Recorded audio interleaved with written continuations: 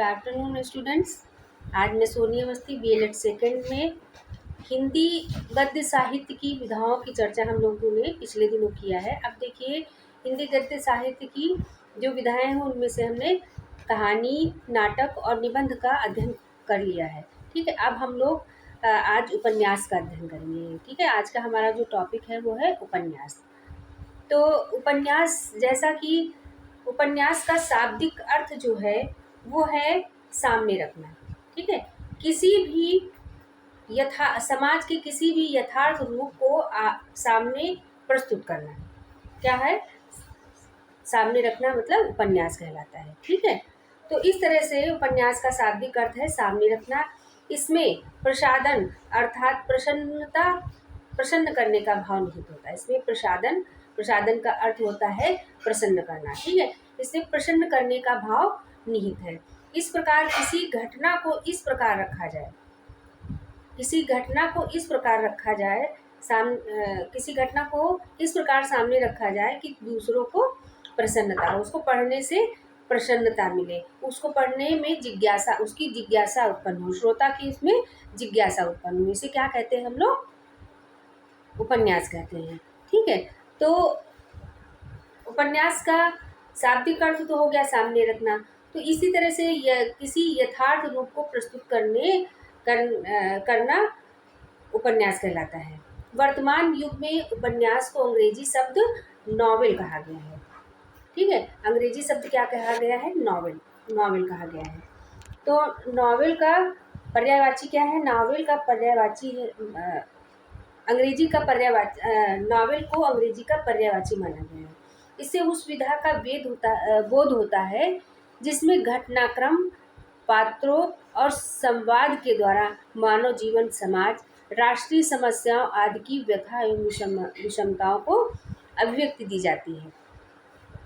वस्तुतः उपन्यास उस विधा को कहते हैं जिसमें मानव चरित्र तथा उसके रहस्यों की कलात्मक रूप से संवादों, घटनाक्रमों एवं पात्रों के माध्यम से चित्रात्मकता प्रस्तुत की जाती है।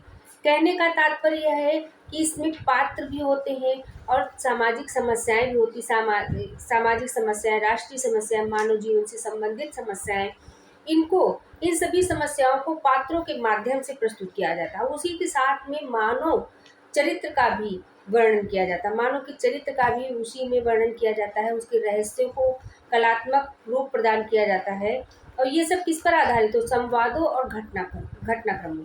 संवाद, आपस में जो पात्र होते हैं आपस में संवाद करते हैं और घटनाक्रमों को उसमें क्रमबद्ध रूप से दिखाया जाता है। ठीक है, एक दूसरे से घटनाएं ऐसी प्रस्तुत की जाती हैं कि एक दूसरे से संबद्ध होती है। ठीक है, इसी तरह से प्रेमचंद्र से पहले हिंदी उपन्यास जगत। अच्छा, अब देखिए, सबसे प्रथम उपन्यास किसे कहा गया है? पहला उपन्यास सन 1882 ईस्वी में श्रीनिवास द्वारा रचित परीक्षा गुरु को हिंदी का प्रथम मौलिक उपन्यास माना जाता है। ठीक है, उपन्यास सन 1882 में जो पहला उपन्यास लिखा गया था वो कौन सा था?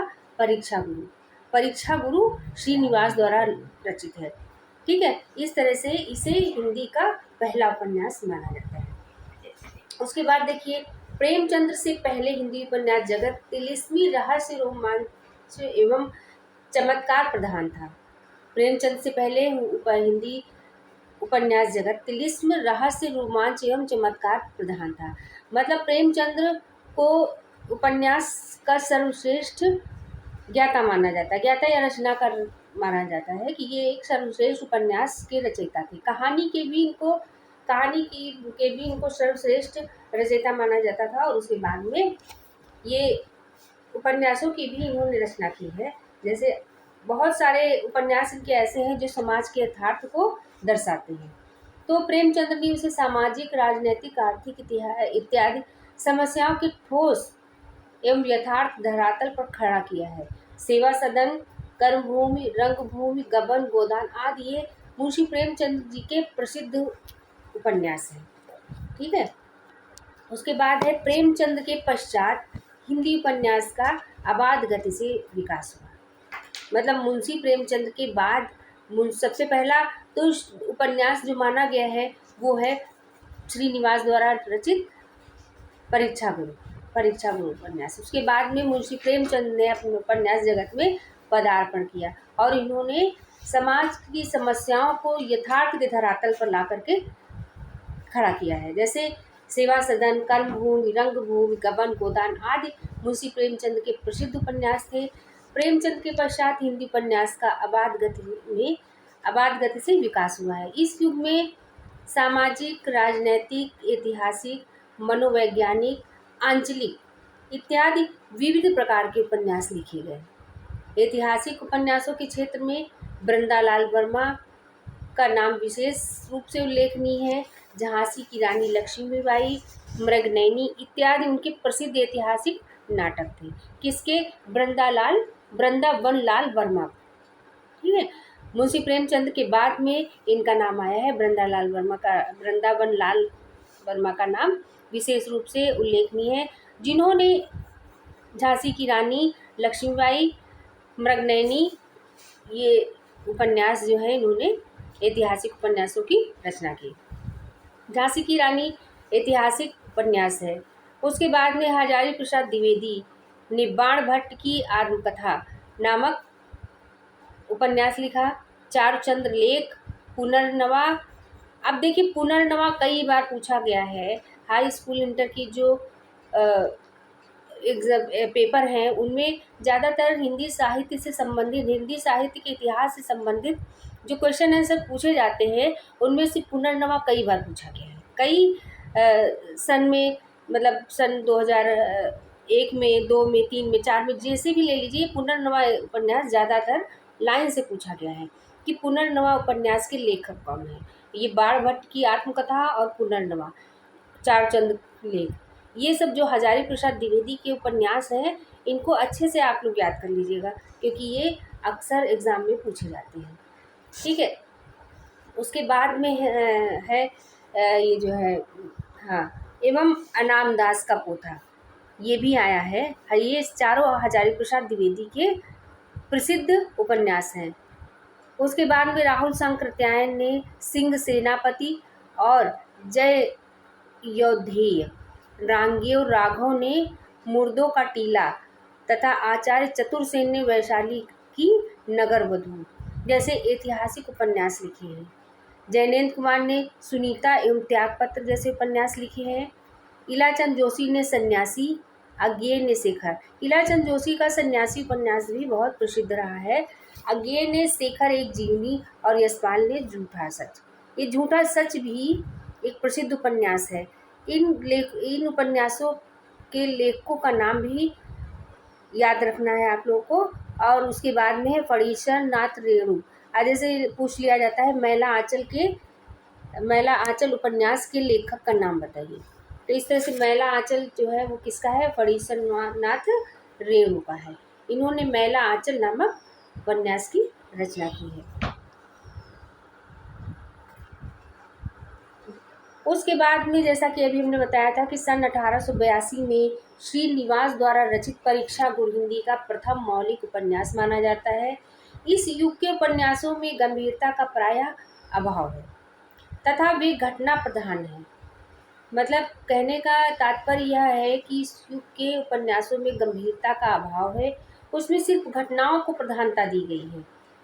इस युग के प्रमुख उपन्यासकार एवं उनकी रचनाएं इस प्रकार हैं। जैसे बालकृष्ण भट्ट ने कौन सा उपन्यास लिखा है?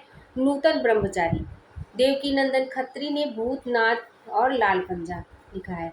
गोपाल दास गहमरी ने नए बाबू, चतुर चंचला आदि लिखा है। किशोरी लाल गोस्वामी ने तारा सुल्ताना और सोना और सुगंध इन उपन्यासों की रचना की है। ये प्रसिद्ध उपन्यासकार और प्रसिद्ध उपन्यास है और उनके लेखकों के नाम है। फिर है हिंदी उपन्यास के विकास में, जैसा कि हमने बताया, प्रेमचंद का महत्वपूर्ण योगदान रहा है। प्रेमचंद ने हिंदी उपन्यास को सामयिक सामाजिक जीवन से संबद्ध करके एक नया मोड़ दिया है। जैसा कि हमने बताया कि सामाजिक उपन्यास को इन्होंने जीवन से संबंध सामयिक सामाजिक जीवन से संबद्ध करके उपन्यासों को एक नया मोड़ दिया है। अब इनके उपन्यास अभी जैसा कि हमने बताया है कि सेवा सदन, निर्मला, गबन, रंगभूमि, कर्मभूमि, गोदान, ये इनके प्रसिद्ध उपन्यासकार हैं। उसके साथ ही साथ जयशंकर प्रसाद ने भी कुछ उपन्यासों की रचना की है जो कि बहुत ही प्रसिद्ध हुई हैं, जैसे कंकाल, तितली, इरावती। ये इनके 3 प्रसिद्ध उपन्यास हैं। इरावती जैसे सशक्त उपन्यासों को हिंदी सशक्त उपन्यास हिंदी को दिए हैं। इसके अतिरिक्त इस युग के प्रसिद्ध प्रमुख उपन्यासकार जो हैं चतुरसेन शास्त्री, विशंभर नाथ शर्मा, कौशिक, भगवती चरण और वृंदालाल वर्मा, ये सब क्या हैं, प्रसिद्ध उपन्यासकार हैं। इसके बाद प्रेमचंद की मृत्यु के पश्चात उपन्यास 2 कालों में विभाजित हो गया। स्वतंत्रता पूर्व, जैसे हमने बताया है कि सन 1982 में उपन्यासों की रचना प्रारंभ हो गई थी और पहला उपन्यास जो था वो परीक्षा गुरु था। तो ये क्या था, ये स्वतंत्रता के पूर्व लिखा गया उपन्यास था। ठीक है। उसके बाद में मुंशी प्रेमचंद की मृत्यु के बाद उपन्यास को 2 कालों में विभाजित कर दिया गया है। तो एक है स्वतंत्रता पूर्व और दूसरा है स्वतंत्रयात्तोत्तर। ठीक है, स्वतंत्रयोत्तर मतलब स्वतंत्रता के बाद। तो ये है, इस युग में सामाजिक उपन्यास अधिक लिखे गए हैं। इस युग में जो है वो सामाजिक उपन्यास अधिक लिखे गए हैं। इन सभी उपन्यासों का लक्ष्य क्या था, समाज की कुरीतियों को सामने लाकर उनका विरोध करना। ठीक है, समाज में जो कुरीतियाँ व्याप्त थी उनका विरोध करके उनको सामने लाना। ठीक है। उसके बाद में और समाज, आदर्श परिवार एवं समाज की रचना का संदेश देना। आदर्श परिवार एवं समाज की रचना का संदेश देना। आधुनिक युग में जैनेन्द्र, इलाचंद जोशी और अज्ञेय ने उपन्यास में मनोवैज्ञानिक का विशेष समावेश किया है। देखिए, आधुनिक युग के मतलब जो आज दिखाई दे रहा है समाज में, उसका वर्णन जो है अपने उपन्यास में जिन्होंने किया है वो लेखक हैं जैनेन्द्र, इलाचंद जोशी और अज्ञेय ने उपन्यास में मनोविज्ञान का विशेष समावेश किया है। स्वतंत्रता प्राप्ति के पश्चात हिंदी उपन्यास अनेक नई दिशाओं में विकसित हुआ है। स्वतंत्रता प्राप्ति के पश्चात हिंदी उपन्यास अनेक नई दिशाओं में विकसित हुआ है। इस युग के प्रमुख उपन्यासकार एवं उनके उपन्यास इस प्रकार हैं, जैसे जैनेन्द्र ने जो उपन्यास लिखे हैं उन उपन्यासों के नाम है परख, सुनीता, त्यागपत्र आदि। उसके बाद में इलाचंद जोशी ने जो उपन्यास लिखे हैं वो है जहाज का पंछी, घृणापथ आदि। अज्ञेय ने जो लिखा है शेखर एक जीवनी, नदी के द्वीप। अब देखिए, अज्ञेय जी का ये प्रसिद्ध उपन्यास है शेखर एक जीवनी। ठीक है। उसके बाद में इस युग के अन्य उपन्यासकार भी हैं, जैसे अभी हमने पहले भी बताया था यशपाल, रांगेय राघव, अमृतलाल, धर्मवीर भारती, उपेंद्र नाथ, अस्क, फणीश्वर नाथ रेणु। ठीक है। तो इस तरह से ये उपन्यासकार प्रसिद्ध हैं। उसके बाद में देखिए, एक बार फिर से हम आप लोगों को उपन्यास के विषय में फिर से बता दे रहे हैं कि उपन्यास जो है किसे कहते हैं।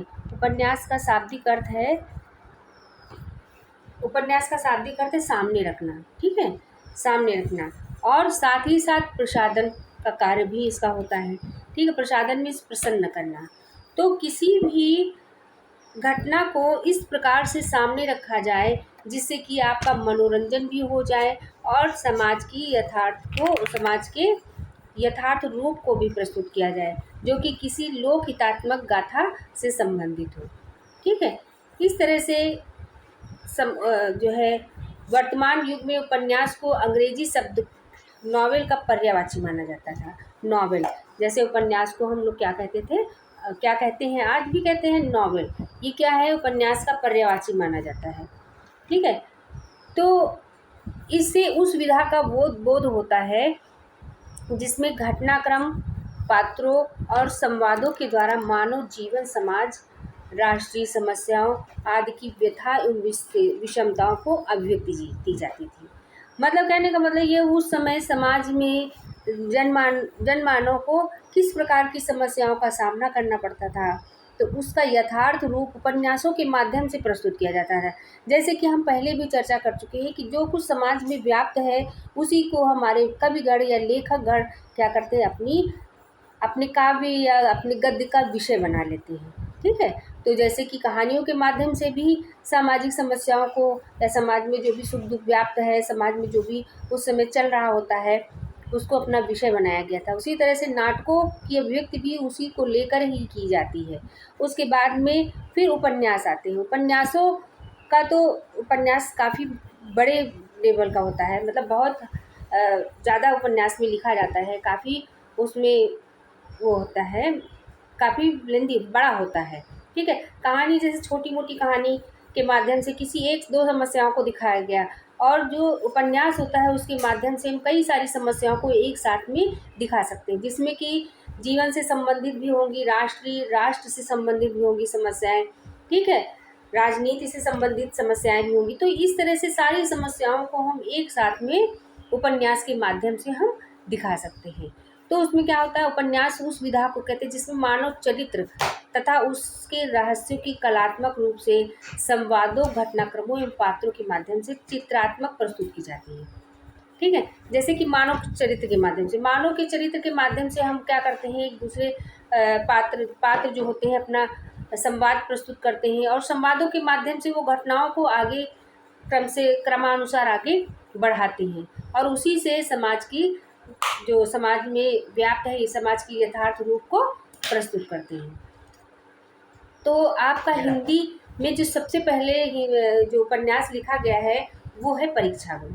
परीक्षा गुरु उपन्यास 1882 ईस्वी में श्रीनिवास द्वारा रचित था, लिखा गया था। श्रीनिवास द्वारा रचित परीक्षा गुरु हिंदी का प्रथम मौलिक उपन्यास नाटक है। यह मौलिक उपन्यास है, मतलब उपन्यास नाटक नहीं, मौलिक उपन्यास है। इस युग के उपन्यासों का प्राय गंभीरता का अभाव था, मतलब इस युग के उपन्यासों में गंभीरता का अभाव था, तथा वे घटना प्रधान होते थे। किसी भी घटना को दिखाना होता था उनका, उसमें गंभीरता का भाव निहित नहीं था। अगर किसी घटना को दिखाना है तो वो गंभीरता के भाव को लेकर के नहीं चलते थे, मतलब डायरेक्टली ही उस घटना को सामने प्रस्तुत करते थे।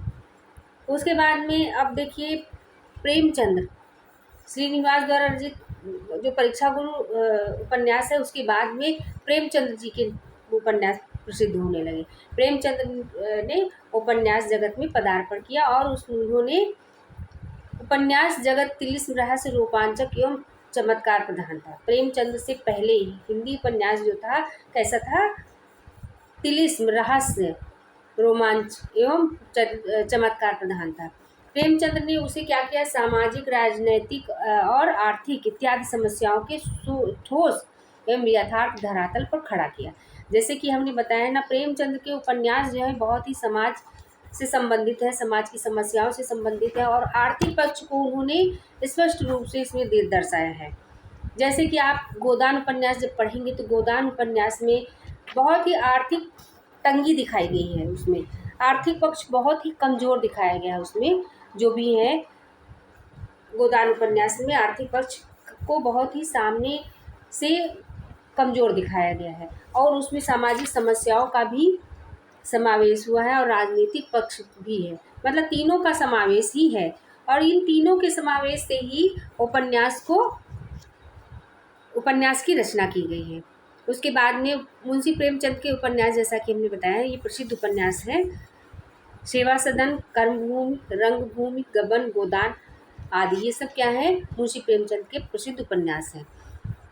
प्रेमचंद के पश्चात हिंदी उपन्यास का अबाध गति से विकास हुआ है।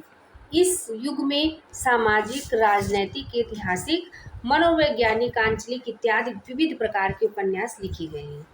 ऐतिहासिक उपन्यासों के क्षेत्र में वृंदावन लाल वर्मा का नाम विशेष रूप से उल्लेखनीय है। झांसी की रानी, लक्ष्मीबाई, मृगनयनी इत्यादि उनके प्रसिद्ध ऐतिहासिक नाटक हैं। हजारी प्रसाद द्विवेदी ने बाण भट्ट की आत्मकथा, चारुचंद लेख, पुनर्नवा एवं अनाम दास का पोथा, इन उपन्यासों की रचना की है। राहुल सांकृत्यायन ने सिंह सेनापति और जय योधेय, रांगेय राघव ने मुर्दों का टीला तथा आचार्य चतुर्सेन ने वैशाली की नगर वधू जैसे ऐतिहासिक उपन्यास लिखे हैं। जैनेन्द्र कुमार ने सुनीता एवं त्यागपत्र जैसे उपन्यास लिखे हैं। इलाचंद जोशी ने सन्यासी, अज्ञेय ने शेखर एक जीवनी और यशपाल ने झूठा सच जैसे उपन्यासों की रचना की है। फणीश्वर नाथ रेणु ने मैला आंचल लिखकर आंचलिक उपन्यासों की परंपरा शुरू की है। उसके बाद में जो है 1882 में श्रीनिवास दास ने जो परीक्षा गुरु नामक हिंदी मौलिक उपन्यास लिखा था। इसके बाद में इस युग के उपन्यासों में गंभीरता का प्राय अभाव था, घटना प्रधान ये होते थे। इस युग के प्रमुख उपन्यासकार एवं उनकी रचनाएं भी इस प्रकार हैं। आगे कुछ और भी उपन्यासकार हैं, उनके नाम हम बता रहे हैं, जैसा कि बालकृष्ण भट्ट हैं, उन्होंने नूतन ब्रह्मचारी, देवकीनंदन खत्री ने भूतनाथ। देवकीनंदन खत्री का एक और भी उपन्यास है जो कि चंद्रकांता है, जिस पर टीवी सीरियल भी बना है चंद्रकांता का। तो देवकीनंदन खत्री ने भूतनाथ, लाल पंजा और इसके अलावा भी जो चंद्रकांता उपन्यास लिखा है वो भी इनका प्रसिद्ध उपन्यास है। गोपाल दास गहमरी ने नए बाबू, चतुर चंचला आदि उपन्यासों की रचना की है। किशोरी लाल गोस्वामी ने तारा, सुल्ताना, सोना और सुगंध आदि उपन्यासों की रचना की है। उसके बाद हिंदी उपन्यास के विकास में प्रेमचंद का सर्वाधिक योगदान है, ये तो हमने बताया है। प्रेमचंद के बाद भी, प्रेमचंद के अलावा जयशंकर प्रसाद ने भी कुछ प्रसिद्ध उपन्यास लिखे हैं, जिसमें से हैं कंकाल, तितली, इरावती।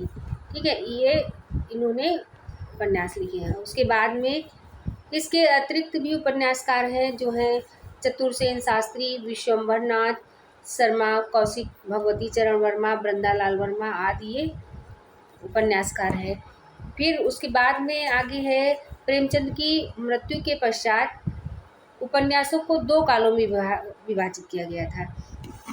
दो काल कौन कौन से हैं? एक तो स्वतंत्रता पूर्व, स्वतंत्रता से मतलब पहले, जब हमारा देश स्वतंत्र था, आज़ाद नहीं था, उसके पहले जो उपन्यास लिखे गए उनका, और उसके बाद में कुछ ऐसा स्वतंत्रोत्तर उपन्यास, मतलब स्वतंत्रता के बाद, जब हमको स्वतंत्रता प्राप्त हो गई थी हमारे देश को, उसके बाद जो उपन्यास लिखे गए वो इस युग में सामाजिक उपन्यास अधिक लिखे गए। मतलब स्वतंत्रता के बाद जो उपन्यास लिखे गए हैं, जितने भी लेखकों ने अपने उपन्यास लिखे हैं, उन्होंने सामाजिक उपन्यास लिखे हैं। इन सभी उपन्यासों का लक्ष्य क्या था? सामाजिक कुरीतियों का विरोध करना। मतलब समाज में जो उस समय व्याप्त था, समाज वह आडंबरों पर आधारित था, समाज में जो भी कुरीतियाँ व्याप्त थी उनको दर्शाया गया है। ठीक है, तो उनका विरोध किया गया है, उसमें उनका विरोध भी दिखाया गया है, और जो उस समय जो कुरीतियाँ व्याप्त थी उनको भी सामने रखा गया, यथार्थ को सामने रखा, समाज के यथार्थ को सामने रखा गया। आधुनिक युग में अब ये जो इस समय जो आधुनिक युग में जो उपन्यास लिखे गए हैं वो उनके लेखक हैं जैसे जैनेन्द्र, इलाचंद जोशी और अज्ञेय ने उपन्यास में मनोविज्ञान का विशेष समावेश किया है। मतलब आधुनिक युग में जैनेन्द्र, इलाचंद जोशी और अज्ञेय ने उपन्यास में मनोविज्ञान का विशेष समावेश किया है। स्वतंत्रता प्राप्ति के पश्चात हिंदी उपन्यास अनेक नई दिशाओं में विकसित हुआ है। इस युग के प्रमुख उपन्यासकार हैं प्रमुख उपन्यासकार एवं उनके उपन्यास इस प्रकार हैं। जैसे जैनेन्द्र का है परख, सुनीता, त्यागपत्र आदि। इलाचंद जोशी का है जहाज का पंछी, घृणापद आदि।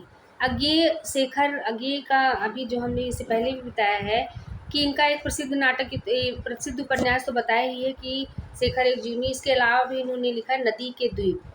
इस युग के अन्य उपन्यासकार हैं यशपाल, रांगेय राघव, अमृतलाल नागर, धर्मवीर भारती, उपेंद्र नाथ दास और फणीश्वर नाथ रेणु। ये हमारे उपन्यासकार हैं। ठीक है, तो आज हम लोगों ने उपन्यास पर अध्ययन किया। उपन्यास टॉपिक जो हमारा है उपन्यास, हिंदी गद्य साहित्य की विधाओं में उपन्यास पर हम लोगों ने आज चर्चा की है।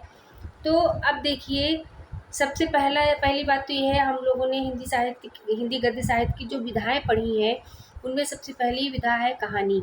तो कहानी विधा जब हम लोगों ने पढ़ी है, तो कहानी विधा में कुछ लेखक भी हैं आपके सिलेबस में है, तो उनकी जीवनी आपको लर्न करनी है। उसके बाद में नाटक आता है। नाटक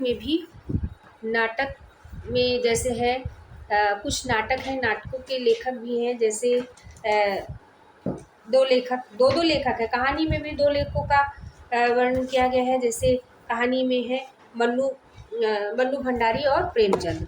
उसके बाद में नाटक लेखक हैं, नाटक लेखक जैसे जयशंकर प्रसाद और भारतेंदु हरिश्चंद्र। ठीक है, नाटक लेखक कौन कौन से हैं? जयशंकर प्रसाद और भारतेंदु हरिश्चंद्र। इनकी जीवनी भी आप लोग को हम नोट्स में भेज चुके हैं, इसको याद करना है आपको। उसके बाद है निबंध। निबंध में जो प्रसिद्ध लेखक हैं निबंध के, तो निबंध के प्रसिद्ध लेखक हैं रामचंद्र शुक्ल और हजारी प्रसाद द्विवेदी। दो लोगों के आप चरित्र चित्रण याद करना है आपको। नोट्स में तो हम भेज ही चुके हैं, आपको सिर्फ याद करना है। ठीक है, उसके बाद में अब आज जो हमने टॉपिक जो पढ़ा है वो है हमारा उपन्यास। उपन्यास लेखक जो हैं वो उनमें से है भगवती चरण वर्मा और श्रीलाल शुक्ल। इनका भी हमने चरित्र चित्रण आपको नोट्स में लिखकर भेजा है, और आप लोग इनके भी चरित्र चित्रण आप लोग तैयार कर लीजिए, मतलब याद कर लीजिए। आपकी प्रथम इकाई, द्वितीय इकाई और तृतीय इकाई, मतलब फर्स्ट यूनिट, सेकेंड यूनिट और थर्ड यूनिट आज ये समाप्त होता है। उसके बाद में अब आगे हमारा कौन सा यूनिट है? Fourth unit. अब कल से हम फोर्थ यूनिट का पढ़ाएंगे। ठीक है, कल से हमारा जो है फोर्थ यूनिट स्टार्ट हो जाएगा। तो फोर्थ यूनिट में हम लोग हमारा टॉपिक कौन सा है फोर्थ यूनिट का? हमारा टॉपिक रहेगा काव्य के लक्षण। काव्य के लक्षण, काव्य के गुण और दोष। ठीक, तो कल का हमारा टॉपिक है काव्य के लक्षण, काव्य के गुण और दोष। इस तरह से हम लोग की फर्स्ट इकाई, द्वितीय इकाई और तृतीय इकाई कंप्लीट हो गई है। अब फोर्थ मतलब चतुर्थ इकाई जो है वो कल